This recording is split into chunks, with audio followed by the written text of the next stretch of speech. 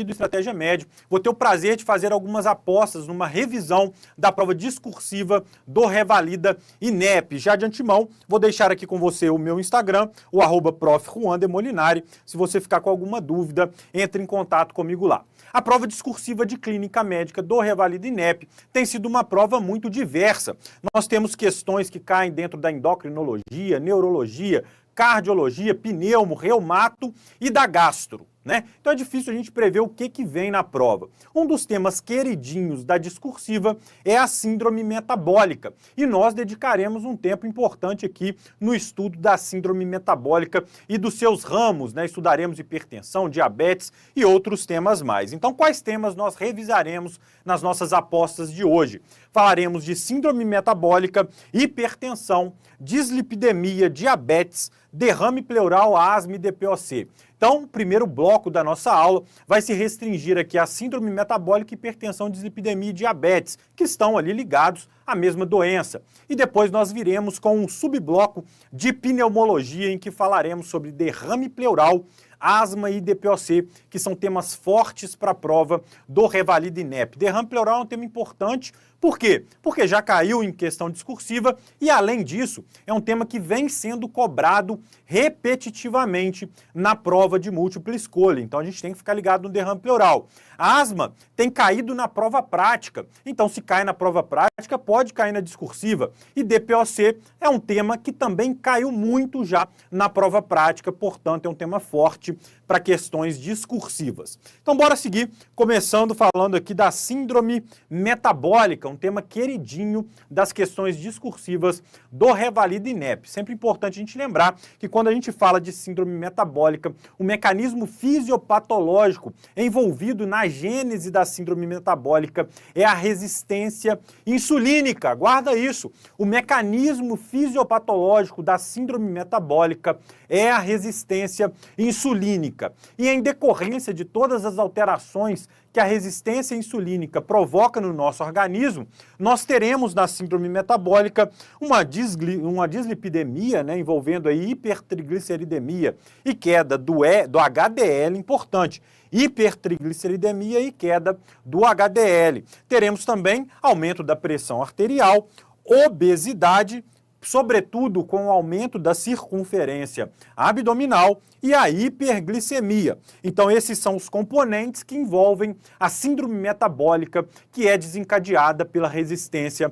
insulínica. E baseado nisso, baseado em todos esses componentes que a síndrome metabólica afeta, nós podemos aqui já imaginar quais são, então, os critérios diagnósticos da doença. Isso é importante, é algo que a gente tem que ver, rever, decorar, porque a gente tem que saber os diagnósticos, os critérios diagnósticos da síndrome metabólica. Então, dê uma olhada na tela comigo, quais são os critérios diagnósticos da síndrome metabólica. Nós teremos aumento da circunferência abdominal, e aqui usaremos como referência o NCEP-ATP3, que diz que homens com a circunferência abdominal maior ou igual a 102 têm a circunferência abdominal aumentada, e mulheres com circunferência abdominal maior ou igual a 88 também tem aí o componente de aumento da circunferência abdominal. O aumento de glicemia, consensualmente agora, é maior ou igual a 100, né? Uma glicemia de jejum maior ou igual a 100. Pode ser diabetes ou pré-diabetes, os dois servem aí para que nós façamos o diagnóstico de síndrome metabólica. O aumento de triglicerídeos, né? Níveis de triglicerídeos acima de 150, a partir daí a gente já tem um componente para o diagnóstico da síndrome metabólica. A queda do HDL, né, o bom colesterol, quando ele está menor do que 40 nos homens e menor do que 50 nas mulheres, também aí é um critério diagnóstico. E o aumento da pressão arterial a partir da pré-hipertensão já é um componente para nós fazermos o diagnóstico de síndrome metabólica.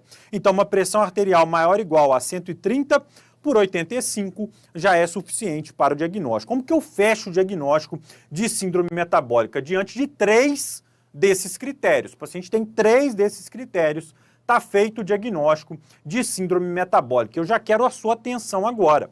Repare que nós não temos aqui LDL. LDL é o que nos guia na terapia das dislipidemias, geralmente, na doença aterosclerótica, na prevenção de doença aterosclerótica. Mas para diagnóstico de síndrome metabólica, o LDL não entra.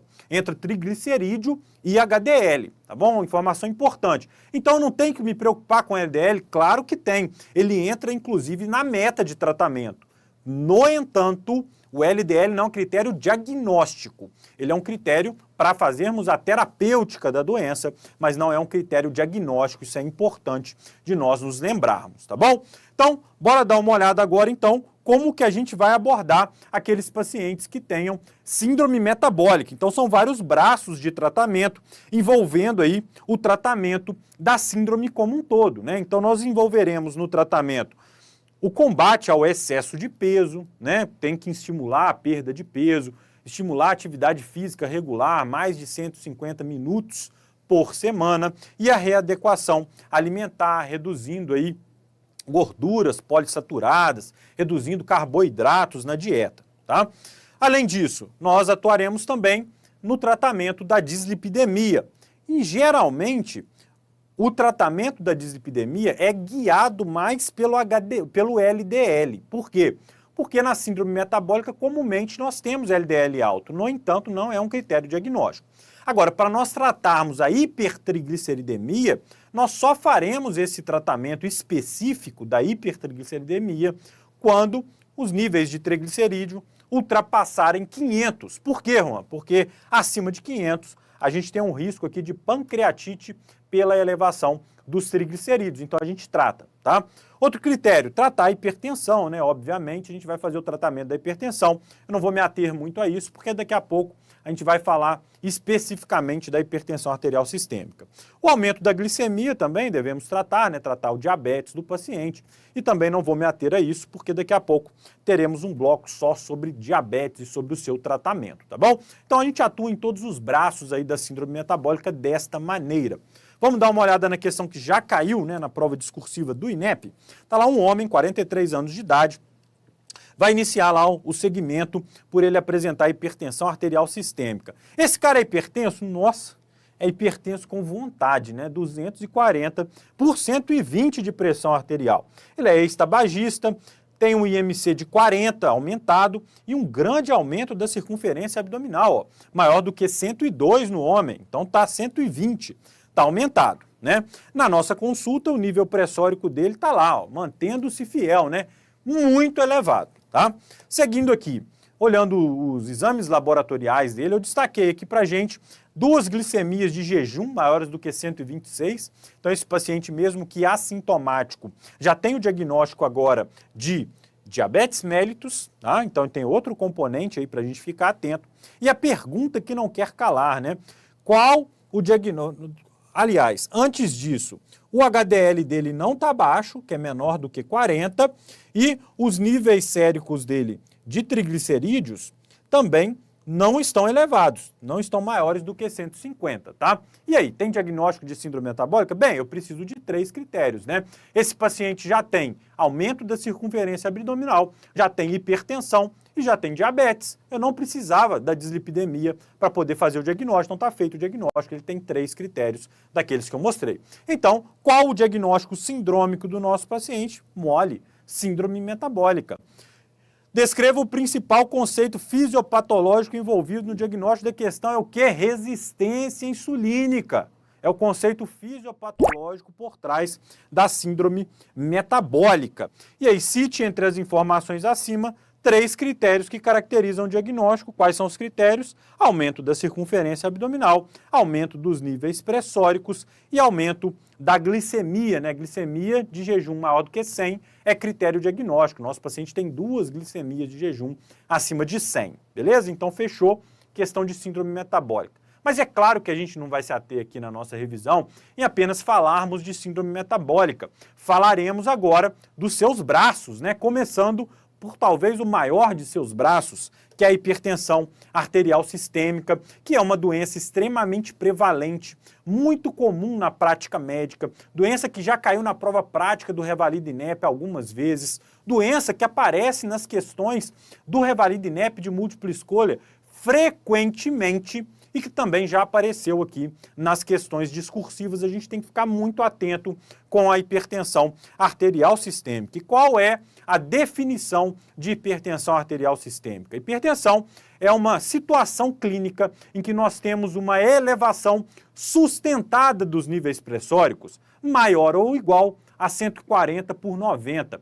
Então não basta que eu tenha elevações da pressão, é necessário que essa elevação seja sustentada, mantida. Porque, obviamente, quando a gente está assistindo um jogo de futebol, a gente está brigando com alguém, a gente está nervoso no trânsito, a nossa pressão sobe. Isso é uma resposta do sistema nervoso simpático. No entanto, o que não é normal é que essa elevação seja sustentada. E aí vem o diagnóstico de hipertensão arterial sistêmica, quando essa elevação sustentada ultrapassa, é maior ou igual a 140/90. E como que a gente faz o diagnóstico de hipertensão arterial sistêmica? Então, primeiro, olha para mim aqui, não olha para o slide, olha para mim. Primeiro ponto que a gente vai fazer o diagnóstico. Eu preciso de 2 aferições da pressão arterial, como regra. Como regra, o paciente veio no consultório, você mediu a pressão dele, tudo certo, o paciente estava calmo, sentado, o braço estava no nível do coração, ele estava com as pernas descruzadas, não tinha comido, não tinha fumado, não tinha tomado café.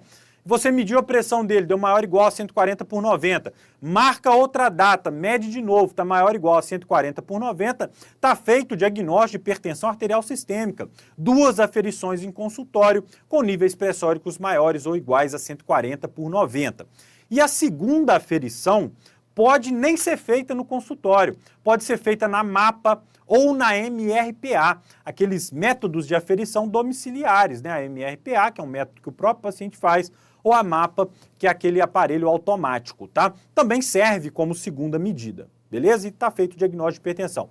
No entanto, nós temos uma situação clínica em que nós faremos o diagnóstico de hipertensão arterial sistêmica, mesmo que com uma visita ao médico. Foi uma vez no médico, já é hipertenso, já é hipertenso. Quando que isso acontece? Né? Em 2 situações. Quando o paciente é muito grave ou quando o paciente é muito hipertenso. Se o paciente é muito grave ou ele é muito hipertenso, você faz o diagnóstico de hipertensão em apenas uma aferição. Quem é o paciente muito grave? É o paciente que tem alto risco cardiovascular. Tem alto risco cardiovascular. Você fez uma medida maior ou igual a 140/90, é hipertensão. Não tem que ficar pensando em outra coisa. Ele tem alto risco cardiovascular. Beleza? E quem é o paciente muito hipertenso? É aquele paciente que tem níveis pressóricos maiores ou iguais a 180/110. A pressão dele não está alta, ela está estourada, ela está altíssima. Então esse paciente tem o diagnóstico de hipertensão em apenas uma visita ao médico, tá bom? Depois de diagnosticarmos a hipertensão, o próximo passo é classificarmos a hipertensão. Isso pode cair numa questão discursiva. Temos que lembrar como é que a gente faz a classificação da hipertensão arterial sistêmica. Então, tá aqui a tabela. A gente divide em 6 níveis a pressão dos pacientes. No entanto, vamos tentar uma fórmula aqui da gente poder lembrar disso sem decorar tanto. Então, vem comigo. Qual que é a pressão normal? Está na boca do povo, né? Todo mundo sabe, está nas campanhas, está nos cartazes, todo mundo sabe. É 12/8. Eu sou 12/8, né?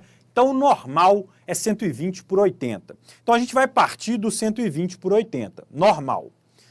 Se está menos do que 120/80, pô, está excelente. Então, não é pressão normal, é pressão ótima, menor do que 120/80.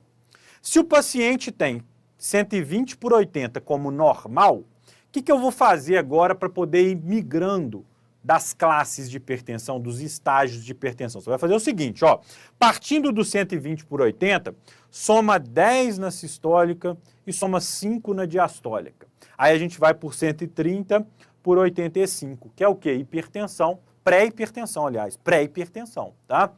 E agora, soma 10 na sistólica e soma 5 na diastólica. Então vai para o 140/90, que é a hipertensão estágio 1. Então, soma 10 na sistólica, soma 5 na diastólica, partindo do 12/8. Pré-hipertensão, hipertensão estágio 1. Chegou na hipertensão estágio 1, agora nós vamos dobrar a aposta, né? Então vamos somar 20 na sistólica e somar 10 na diastólica. E aí nós teremos aqui 160 por 100, que é a famosa hipertensão estágio 2. De novo, soma 20 na sistólica e soma 10 na diastólica. A gente tem 180 por 110, que é a hipertensão estágio 3. Então, usando essa fórmula, soma 10 na sistólica, 5 na diastólica, 10 na sistólica, 5 na diastólica. Cheguei na hipertensão estágio 1, soma 20 na sistólica, soma 10 na diastólica. A gente vai migrando de classe na hipertensão, tá? Essa minha fórmula gera dúvida quando a pressão do paciente cai num valor limítrofe, intermediário. Por exemplo, quando a pressão do paciente está lá, 160, você vai ficar na dúvida se o 160 pertence ao estágio 2 ou ao estágio 1. Aqui está fácil de ver, porque está escrito na tela, né? Mas na prática, você vai ficar na dúvida quando isso acontecer. Está 160, é hipertensão estágio 1 ou estágio 2? Então, eu já quero te falar uma regra quando a gente vai classificar a hipertensão. A regra é o seguinte, na hora de classificar a hipertensão, você deve ser sempre pessimista. Então, se você está na dúvida se o 160 é estágio 1 ou estágio 2, seja pessimista. É estágio 2, é o pior, entendeu? Todo valor limítrofe vai para o pior. Olha só, 120 pode ser pressão normal ou ótima, né? O que é pior? Pior é ser normal. Então, 120 pertence ao normal. E assim por diante. Ah, eu tenho 90. 90 pode ser pré-hipertensão ou estágio 1. O que é pior? Hipertensão estágio 1. Então, ele é hipertenso estágio 1. Então, seja pessimista na hora de classificar a doença, tá bom? Isso serve também para aquelas situações em que a pressão não é concordante. Olha só, vamos supor que você meça a pressão do seu paciente e dê lá, seu paciente tem 135 por 95. Então, 135 é pré-hipertensão, 95 é hipertensão estágio 1. Qual que é a classificação dele? A pior. Então, esse paciente com 135 por 95, ele é um hipertenso estágio 1, tá? Por quê? Porque isso é pior. Então, a gente vai ser pessimista também quando o valor da pressão sistólica e diastólica estiverem em classes diferentes, em estágios diferentes. Beleza? Tem que saber a classificação, tem que dar uma olhada com carinho nisso, porque é uma questão objetiva, né? Caiu lá, tem que saber, não tem jeito de enrolar, né? Tem que saber, tá bom? Outro ponto, outro tópico, né, que pode aparecer na discursiva, já apareceu na prova prática. Quais exames complementares a gente solicita na rotina da hipertensão? E aí já vou te adiantar, são muitos exames, não tem como decorar, são muitos exames. Então como é que a gente vai acertar isso em prova? Eu quero que você fale a seguinte frase, ó. Um único grande homem pode facilmente conseguir lembrar ou esquecer. Um único grande homem pode facilmente conseguir lembrar ou esquecer desses exames. Então vamos dar uma olhada nisso, ó. Tá lá a frase, ó. Um único grande homem é o nosso mnemônico. Pode facilmente conseguir lembrar ou esquecer. Então vamos ver. De urina. EAS, microalbuminúria. Único, ácido úrico. Grande, de glicemia. H, de hemoglobina glicada. O P, de potássio. O F, de filtração glomerular. O C, de creatinina. O L, de lipidograma. E o E, de eletrocardiograma. Então, a partir do nosso mnemônico, algo que é extremamente difícil de lembrarmos, agora nós vamos conseguir. Um único grande homem pode facilmente conseguir lembrar ou esquecer desses exames. Um único grande homem pode facilmente conseguir lembrar ou esquecer desses exames. Pegadinhas, tá? Sódio não está aqui. Sódio não é obrigatório. Você vai pedir sódio se tiver outra indicação, insuficiência cardíaca, o paciente está usando uma medicação que interfere no sódio, beleza. Caso contrário, não é obrigado a pedir, tá? Outro exame que não é obrigatório, ecocardiograma, não é eco, é eletro, tá? Se vier alteração no eletro, ou se o paciente tiver sintoma de insuficiência cardíaca, beleza, pede o eco. Mas obrigatório é o eletrocardiograma. E para que servem esses exames? Para 3 propósitos. Para classificar o risco cardiovascular do paciente. Diabetes, por exemplo, aumenta o risco cardiovascular, né? Então, para classificar o risco cardiovascular. 2, para já triar se tem alguma causa de hipertensão secundária. Por exemplo, se o paciente tem potássio baixo, pode ser um hiperaldosteronismo primário, tá? Então ajuda a triar aí hipertensão secundária. E terceiro, para a gente poder decidir qual a medicação que a gente começa. Então, por exemplo, se ele tem o potássio alto, eu não posso começar um IECA, um BRA, porque são medicações que aumentam o nível sérico de potássio, tá? Então é para isso que serve. Esses são os exames obrigatórios no diagnóstico da hipertensão, tá bom? E aí o próximo passo, né? A gente classificar o risco cardiovascular do nosso paciente. Esse risco cardiovascular aqui, não confunda, tá? Tem o risco cardiovascular atribuído à hipertensão, que é o que nós vamos usar agora, a análise do risco cardiovascular, que vai dividir o paciente em baixo, moderado e alto risco. Então, essa análise é o que nós faremos para tratarmos a hipertensão. E existe a análise do risco cardiovascular, que vai predizer evento cardiovascular em 10 anos, que a gente pode usar o score de risco global, score de Framingham. Isso é para prescrever estatina, AS, é outra coisa, não é para hipertensão. Eu vou revisar na hora da dislipidemia, tá? Então, como é que a gente avalia o risco cardiovascular da hipertensão? Seguinte, se o paciente ele é hipertenso, eu tenho que classificar a hipertensão. É estágio 1, 2 ou 3, né? Tem que classificar. Depois, eu vou avaliar se esse paciente já tem algum fator que o coloque como sendo de alto risco cardiovascular. Por exemplo, se o paciente já tem lesão de órgão-alvo, se o paciente já tem doença cardiovascular prévia, se ele já tem doença renal crônica, diabetes. Se o paciente tem esses 4 aqui, ó, lesão de órgão-alvo, doença cardiovascular, doença renal crônica ou diabetes, eu não preciso de calculadora, não preciso de tabela, não preciso de nada. Ele é alto risco cardiovascular atribuído à hipertensão, tá? Então, se tem diabetes, doença renal crônica, doença cardiovascular ou lesão de órgão-alvo, ele é de alto risco. Acabou a conversa, não precisa calcular nada, tá? Agora, se o paciente não tem nada disso, aí a gente vai ter que ir para a tabelinha aqui para poder diagnosticar qual é o risco cardiovascular do paciente, tá? Então, bora dar uma olhada na tabela. Vem comigo aqui, ó.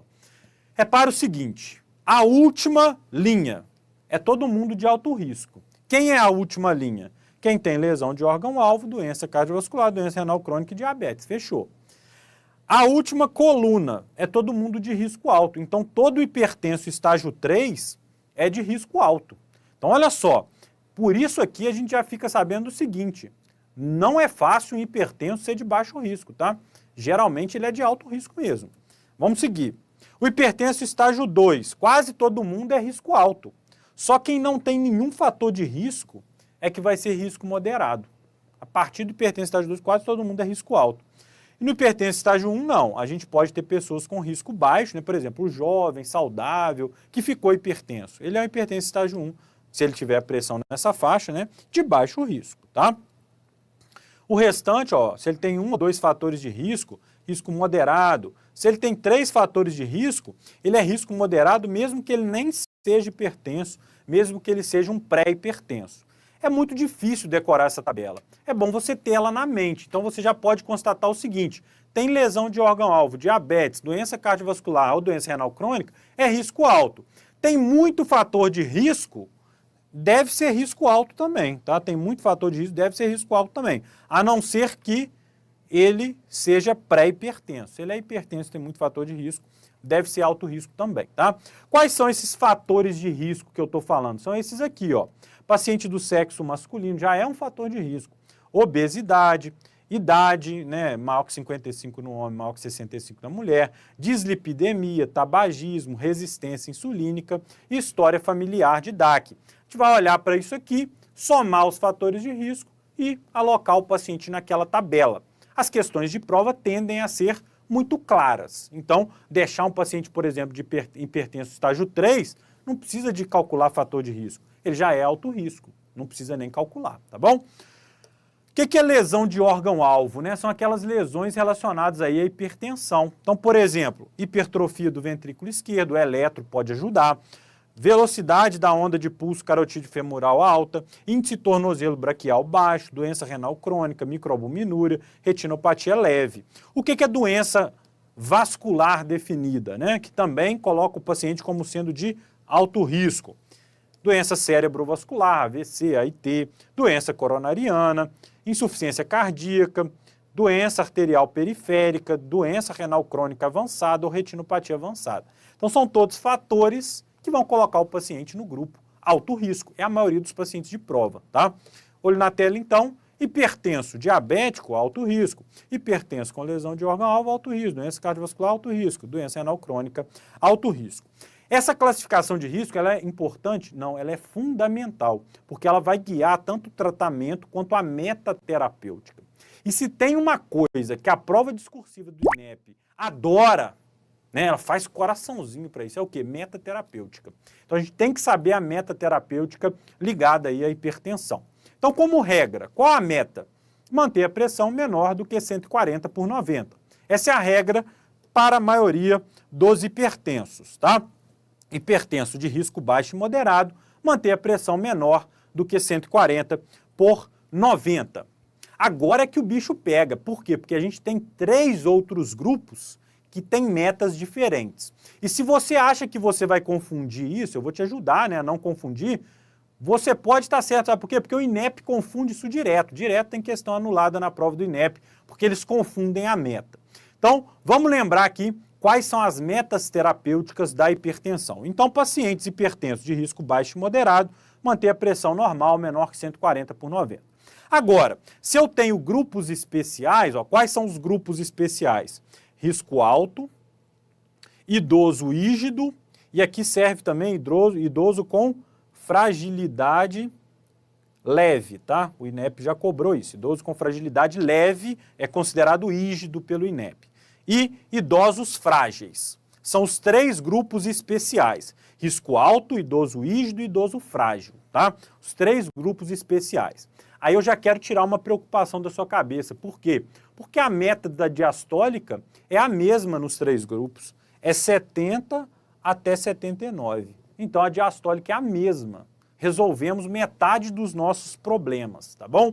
Metade dos nossos problemas. A outra metade a gente vai resolver raciocinando. Olha só, em quem que eu vou ser mais rigoroso? No alto risco. No idoso, não é bom ser rigoroso. Por quê? Porque o idoso faz hipotensão postural, ele quebra o fêmur, né? Isso gera mortalidade. Então eu não posso ser muito rígido no idoso. Então no idoso frágil, eu sou menos rígido do que todos. E no idoso rígido, eu sou menos rígido, mas vou ser um pouquinho mais rígido do que no frágil, né? Olha só como que isso fica. O mais rígido que eu sou é no alto risco, 120 a 129. E no idoso rígido, pula uma casa, 130 a 139. E no idoso frágil, pula uma casa, 140 a 149. Olha como é que essa tabela te ajuda, né? Então a tabela é o seguinte, galerão, né? Povão, 140 por 90 a meta. Risco alto, idoso rígido, idoso frágil, diastólica 70 a 79. Fechou a conta. Agora vamos migrando, ó. Alto risco, 120 a 129. Idoso rígido, 130 a 139. Idoso frágil, 140 a 149. Fechou a conta, tá bom? É difícil, né, porque são metas diferentes, mas olhando para a tabela, fica um pouquinho mais fácil, tá bom? Então, vamos seguir isso aí, tá? Agora que a gente já diagnosticou a hipertensão, já classificou o risco cardiovascular, é hora de tratar a doença, né? Como é que a gente trata a doença? Se perguntarem lá, cite medidas não farmacológicas no tratamento da hipertensão. Ó, parar de fumar, fazer a dieta DASH, fazer também aqui consumo de sódio reduzido, tá? Reduzir o peso corporal do paciente, fazer atividade física, né? 150 minutos por semana e moderar no consumo do álcool, tá bom?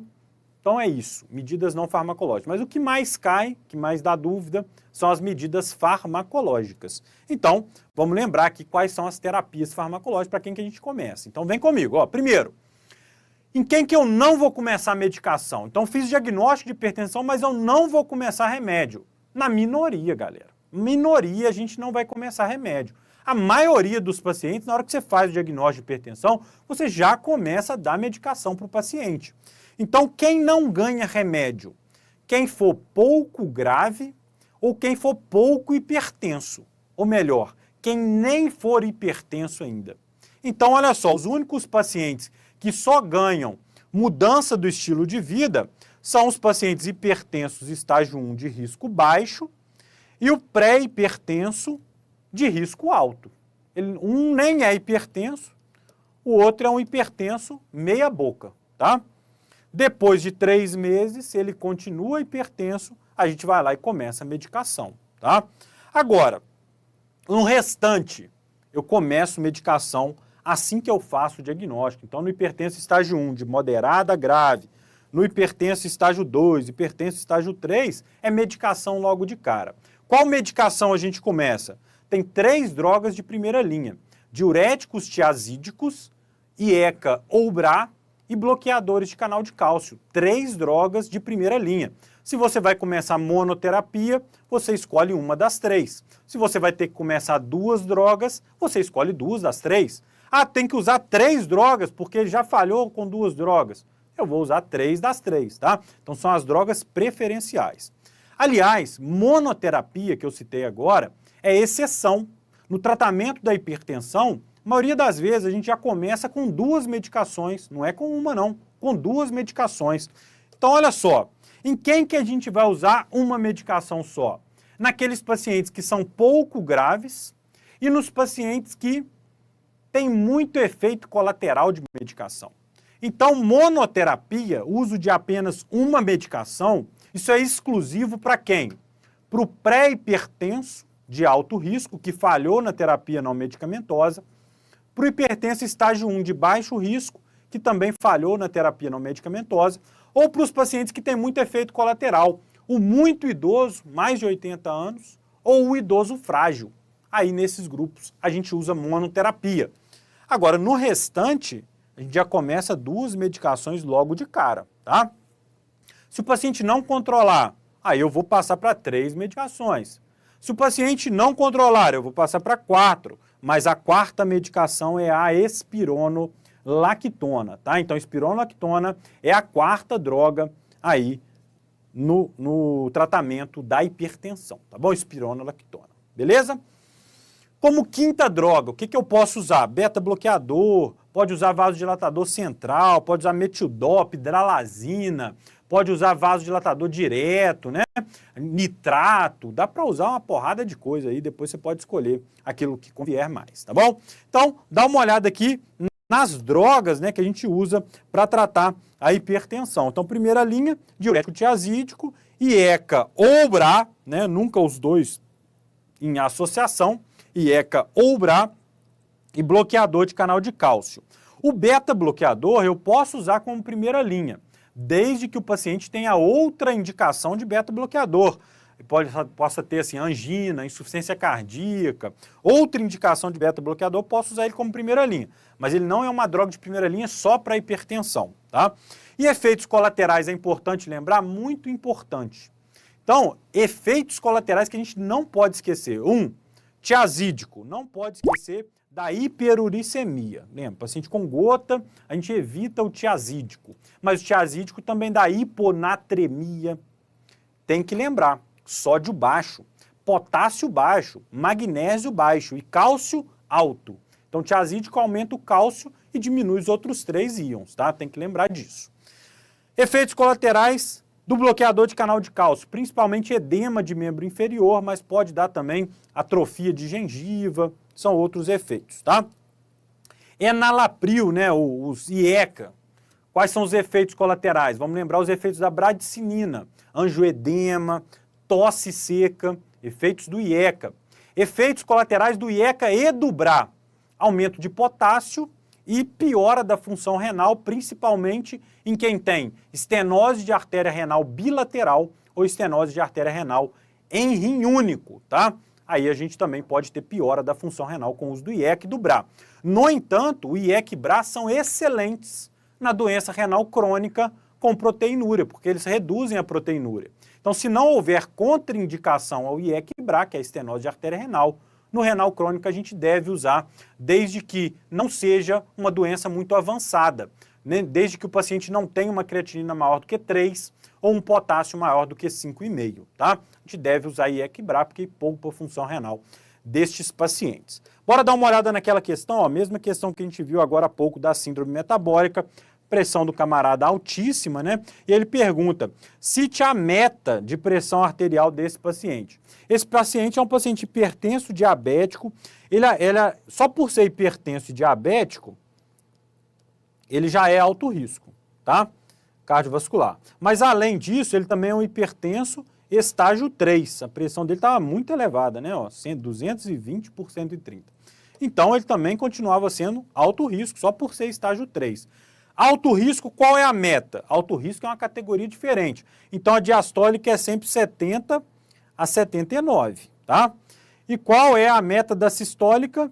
É a mais rigorosa, 120 a 129, tá? 120 a 129, 70 a 79. Aí pode dar dúvida, Juan, mas ele não tem síndrome metabólica? Tem. Qual a meta da síndrome metabólica? O INEP faz confusão com isso. Por quê?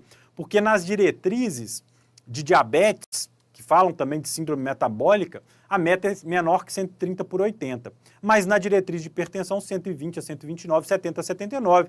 E nós tivemos questões anuladas no INEP, que eles levaram em consideração a diretriz brasileira de hipertensão para estabelecer a meta terapêutica. Então a gente vai usar a diretriz brasileira de hipertensão, que diz que é 120 a 129, 70 a 79, tá bom? Bora seguir então falando de mais um componente da síndrome metabólica, esse aqui dá para passar rápido, eu estou falando da dislipidemia. Muita gente tem dúvida, tanto na prova quanto na prática. Quando que eu vou tratar uma dislipidemia? Quando que eu olho para um exame e trato ou não os valores de colesterol daquele paciente? Então, o primeiro passo para a gente saber se deve tratar ou não, como a gente vai tratar ou não uma dislipidemia, é analisarmos o risco cardiovascular do paciente. E no Brasil a gente usa o score de risco global. Então, nós dividiremos o nosso paciente para calcularmos o risco de doença aterosclerótica em 10 anos. Não é o da hipertensão, é outro risco. É o risco de desenvolver infarto, AVC dentro de 10 anos. É o risco de doença aterosclerótica em 10 anos. E pelo score de risco global, a gente divide os pacientes em pacientes de baixo, moderado, alto e muito alto risco cardiovascular. E é a partir dessa classificação que eu vou decidir tratar ou não o meu paciente. Então, olha aqui o score de risco global. Ele coloca para a gente que os pacientes que têm um risco muito alto são aqueles pacientes que já têm doença aterosclerótica significativa. Então, é o paciente que já teve um infarto, um AVC, tem uma doença arterial periférica ou tem algum exame mostrando uma placa de aterosclerose maior do que 50%. Nesse caso, o paciente já tem doença aterosclerótica. Então, dessa forma, a gente deve fazer o tratamento dele aqui de forma mais intensiva, tá? Então, o paciente com risco muito alto, ele deve ser submetido à profilaxia secundária. Ele já tem lesão. Como que é a profilaxia secundária? Além da estatina em dose alta, a gente vai ter que usar também a AS. É o único grupo que ganha AS, né? Vai ganhar aqui profilaxia secundária com AS, tá? Agora, o restante dos pacientes, a gente vai ter que calcular o risco, vai ter que olhar o risco. O paciente de risco alto, a gente pode reconhecer olhando só para a prova. Então, por exemplo, síndrome metabólica já coloca o paciente como tendo risco alto. Agora, além da síndrome metabólica, paciente que tenha placa de aterosclerose muito pequena, menor do que 50%, é risco alto. Paciente com aneurisma de aorta abdominal, doença renal crônica, LDL maior ou igual a 190, ou aquele paciente que já tem diabetes há mais de 10 anos, ou tem diabetes associado com algum fator de risco, hipertensão, tabagismo, ele também é risco alto, tá? Então o diabetes, ele já parte no mínimo do intermediário. Se ele é diabético e tem mais alguma coisa, ele já pula para o risco alto. Agora, o risco intermediário é quando a gente calcula o score de risco global e dá entre 5 e 20 no homem, ou entre 5 e 10 na mulher, ou no paciente diabético que não tem mais nada, né? Aí ele é risco intermediário, tá bom? No risco baixo é quando a gente tem um score de risco global calculado menor do que 5%, tá? Então, bora dar uma olhada num outro ponto importante, mas muito importante mesmo, dentro da dislipidemia, que é a meta terapêutica. A meta de pressão é importante e meta também de colesterol é importante aqui para os nossos pacientes. Então, a gente vai olhar de acordo com a classificação de risco. Pacientes de risco muito alto, já tem doença, né? Meta de LDL menor do que 50, tá? Pacientes que tenham risco alto, menor do que 70. Risco intermediário, menor do que 100. Risco baixo, menor do que 130. Então, para saber se eu preciso tratar, eu tenho que saber a meta, né? Saber se o paciente está dentro da meta ou não. Então, guarda 50, 70, 100, 130. 50, 70, 100, 130. Muito alto, 50, alto, 70, intermediário, 100 e risco baixo, 130. Tá? Essas são as metas associadas aqui ao valor do LDL na dislipidemia. E o tratamento, como é que fica? Pacientes de risco. Daqui a pouco eu vou falar sobre isso. Mas como é que a gente trata? Dieta, atividade física e parar de fumar, né? Medidas não farmacológicas aí para tratar a doença aterosclerótica. E o tratamento medicamentoso? A gente vai focar aqui na hipercolesterolemia, aumento de LDL e também na hipertrigliceridemia. Com relação, né, à redução do LDL, a gente vai levar em conta o risco do paciente. Paciente que tenha alto risco ou muito alto risco, muito alto ou alto risco, a gente já começa medicação logo de cara. Ou seja, todo paciente que a gente calcula o risco e dá alto ou muito alto, tem que ganhar uma estatina. E aqui é uma estatina de alta potência, rosuvastatina ou atorvastatina, tá? Estatina de alta potência. No risco moderado e baixo, eu posso tentar mudança do estilo de vida por 3 a 6 meses e depois eu vou lá e vou reavaliar esse paciente. Se ele não cumpriu a meta, eu posso considerar o início, então, da estatina, tá bom? Então, dislipidemia é fácil, classifica o risco, vê a meta terapêutica 50, 70, 100, 130 e vamos decidir por começar a medicação ou não, a principal medicação estatina. Hipertrigliceridemia eu trato como? Com fibrato. Quando? Quando o triglicéride for maior do que 500, tá? Então, aquela mesma questão de prova está pedindo também a meta do LDL desse paciente e por ser um paciente com síndrome metabólica, é um paciente de alto risco também, cardiovascular associado à doença aterosclerótica, então a meta dele, alto risco, é 50, 70, tá? 70 no alto risco. Muito alto risco, que é 50, tá? Então a meta de LDL, a resposta seria 70, tá bom? Agora bora passar por um outro braço da síndrome metabólica, que é o diabetes mellitus, tá bom? Vamos começar lembrando como que a gente faz diagnóstico de diabetes, né? A gente pode usar diversos tipos de medida, diversos tipos de dosagem para a gente poder fazer o diagnóstico de diabetes ou de pré-diabetes. Então vamos lembrar primeiro do diabetes. Então é o seguinte, ó, se eu tenho um paciente sintomático, aquele paciente que tem hiperglicemia, né, associada aí com perda de peso, poliúria, polidipsia. Então o paciente tem a cara do diabetes, está perdendo peso, tendo poliúria, polidipsia. Eu preciso só de um exame alterado para poder fazer o diagnóstico de diabetes. Um exame alterado. Ou se eu tiver uma dosagem de glicemia aleatória maior do que 200. Então ele tem sintoma, tem uma glicemia aleatória maior do que 200, está feito o diagnóstico. Se ele tem sintoma e tem uma medida alterada, ele também tem diabetes, tá? Agora, no assintomático, eu preciso de 2 aferições diferentes para poder fazer o diagnóstico, tá? Seja 2 glicemias, uma glicemia, uma hemoglobina glicada, o TOTG também pode servir para isso, é mais complicado, mas pode servir, tá? Então, uma medida em quem é sintomático e 2 medidas em quem é assintomático. Bora dar uma olhada então, ó, paciente com diabetes.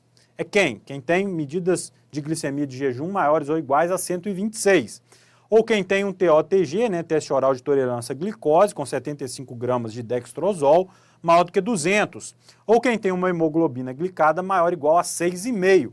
Ou quem teve uma glicemia aleatória maior do que 200 e sintomas clássicos de hiperglicemia. Nessas circunstâncias, a gente faz aqui o diagnóstico de diabetes mellitus, tá bom? O pré-diabetes, então é quando eu tenho a glicemia entre 100 e 126, o TOTG entre 140 e 200 e a hemoglobina glicada entre 5,7 e 6,4, tá? Aí a gente faz também o diagnóstico de pré-diabetes. E o normal, né? O normal é o restante, né? Glicemia de jejum menor do que 100, TOTG menor do que 140, hemoglobina glicada menor do que 5,7, tá bom? Então, já que eu fiz o diagnóstico do diabetes, eu tenho que lembrar também o quê? Meta terapêutica. INEP adora meta terapêutica. Então, bora ver, ó. Glicemia de jejum, meta 130, manter menor do que 130. Glicemia pós-prandial, manter menor do que 180, é a nossa meta no diabetes. E hemoglobina glicada, manter menor do que 7. Isso aqui serve para quase todo mundo, exceto para os idosos, né? No idoso saudável, eu vou manter menor do que 7,5, eu sou mais tolerante, porque a hipoglicemia pode ser muito deletéria para ele, né? E o idoso frágil, mais deletéria ainda. Então, minha meta é manter uma glicada menor do que 8. Em algumas referências, a gente pode usar entre 7 e 8, tá bom? Então, essa é a meta terapêutica do diabetes. Como é que a gente vai tratar diabetes? Estou falando aqui principalmente do diabetes tipo 2, né? Então, vamos lá. Tem um paciente com hemoglobina glicada menor do que 7,5. Então, ele é diabético, mas não é tanto, né? O que a gente vai fazer? Metformina. É a droga de primeira linha, extremamente estudada, né? Uma droga maravilhosa aí, que reduz risco cardiovascular. Então, é isso aqui, metformina, tá? Se a hemoglobina glicada está entre 7,5 e 9, aí a gente já pode começar 2 medicações, metformina mais um antidiabético. Se a hemoglobina glicada está maior do que 9, mas o paciente é assintomático, mesma coisa, metformina mais um antidiabético. Agora, se a glicada dele já está maior do que 9 e ele está sintomático, aí eu já posso até considerar começar a insulina para ele, porque esse paciente aí já está se mostrando, né, um paciente com sinais de que ele é insulino requerente, tá bom? Então a gente já começa aqui a insulina para esse paciente, beleza? Vamos seguir então falando um pouquinho dos antidiabéticos orais, além da metformina, né, que é uma biguanida, a primeira droga a ser usada, aquela que a gente vai escolher primeiro, né, a gente tem que lembrar das outras drogas. E aqui, droga de primeira linha, né, associada aí à metformina, seria os agonistas do GLP-1, né, o análogo de GLP-1, e os inibidores da SGLT2. Inibidor da SGLT2, estou falando aqui de quê? Dapagliflozina, empagliflozina, canagliflozina. E a análogo de GLP-1, semaglutida, né, aquelas medicações que estão na moda até, porque são usadas agora para obesidade. Então essas são as 2 drogas preferenciais aí para serem associadas à metformina, tá? Associa uma, tem que usar 3 drogas, aí vai lá e associa a outra. Mas a gente tem outras drogas, né? Tem os inibidores da DPP-4, temos a pioglitazona, as glinidas, as sulfonilureias, né? Que são muito disponíveis, inclusive, na rede pública, tá bom? E quando que eu começo insulina, né, para esses pacientes? Vamos lembrar? Olha só, se eu tenho um paciente com sinais claros de catabolismo, ele está perdendo peso, tem cetose, hipertrigliceridemia grave, né? É a hora de começar a insulina. Paciente com sinais de hiperglicemia descompensada, então ele está cheio de sintoma, também é uma hora de começar a insulina. Pacientes que têm glicemia muito elevada, então a glicemia plasmática é maior do que 300, ou uma glicada maior do que 10, ou maior do que 9, dependendo da referência, vamos usar SBD, né? Maior ou igual a 9. Aí a gente também já deve considerar a hora de iniciar a insulina, sendo que se ele for assintomático, maior ou igual a 9, é discutível se está na hora de começar ou não, tá? A gente pode começar a insulina como terceiro antidiabético. Então, estou usando metformina e dapagliflozina. E aí o paciente chegou lá, mas ele tem história de infarto, doença renal crônica, ou seja, é um paciente grave.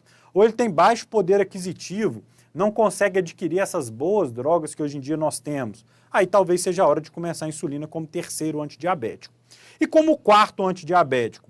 Nos pacientes que têm risco de hipoglicemia, então eu vou postergar, né, o início da insulina, e naqueles pacientes com sobrepeso e obesidade também a gente posterga aí o início, então deixa como quarto antidiabético. Quando a gente vai começar a insulina, como que a gente faz, né? Então vamos passo a passo aqui. Passo 1, esquema basal inicial ou insulina bedtime. A gente começa uma dose baixa de insulina, 10 unidades ou 0,1 a 0,2 unidades por quilo ao deitar-se, tá bom? Às 22 horas, beleza? Esse é o início. Depois, né, segundo passo, então a gente vai aumentando a dose da bedtime, vai ajustando, chega uma hora que eu tenho que usar o esquema basal plus, em que eu vou usar uma insulina prandial para o paciente, então agora é aquela insulina da refeição, né, insulina prandial para esse paciente, vai usar 4 unidades ou 10% da dose basal do paciente, controlando aí com a glicemia 2 horas após a refeição, tá bom? Então a gente já começa a introduzir a insulina prandial para o paciente. E depois, por último, a gente faz o esquema basal bolos, né, também chamado de insulinização plena, em que a gente vai começar uma insulina basal associado com a insulina prandial nas 3 refeições. No basal plus, a gente vai usar a prandial na refeição mais copiosa do paciente. No basal bolos, a gente vai usar a insulina prandial em todas as 3 refeições principais do paciente, tá bom? É assim que a gente segue para insulinizar um paciente. Não sei se vai cair na prova, mas é bom a gente lembrar, tá? Bora dar uma olhada então numa questão de prova, aquela mesma questão que a gente está acompanhando. Então, um dos pontos que ele pede para a gente é o seguinte: qual a meta de glicemia de jejum do paciente? É menor ou igual a 130, tá? 130 glicemia de jejum de meta para esse paciente. Então tem que lembrar das metas, né? Hemoglobina glicada menor do que 7 e a glicemia pós-prandial menor do que 180. 130 para jejum, 180 para a pós-prandial e hemoglobina glicada do paciente aí menor do que 7, como regra geral, exceto nos idosos, beleza?